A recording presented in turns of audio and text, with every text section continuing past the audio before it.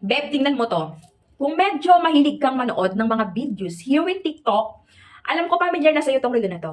Okay? Hindi to galing, hindi to nagtitrending sa akin. Okay, ginaya ko lang to sa isa nating idol dyan sa TikTok. Nakalimutan ko yung pangalan niya. Kaya yung pinaka-tagline na, thank you, Kitegi. Yung mga ganon, yung mga ganon tagline. Thank you, Kitegi. O, alam niyo na, i-research nyo, ha? Thank you, Kitegi. Yung tagline na yon ng babae na yon, hindi ko alam, parang Thailand something or Bangkok siya. Ganon, basta mga yon. Thank you, Kitegi. Trending yun dito. Eto ang watch nun. Yan, ganito yung watch nun.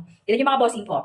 Ayan yan, nakagandahan dito. Waterproof to, tapos yung pinaka-back nung relo. Likod to ha.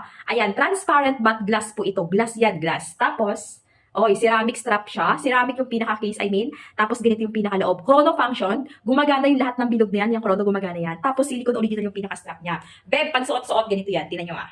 Okay, Beb, yan siya. Ganito siya pag suot-suot mo. Tingnan nyo.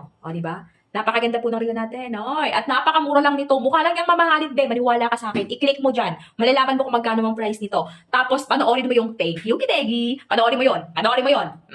Ito yung relo nun. Ganito yung relo ng babae na yon. Check nyo. Sikat yun, Beb. Sikat yun.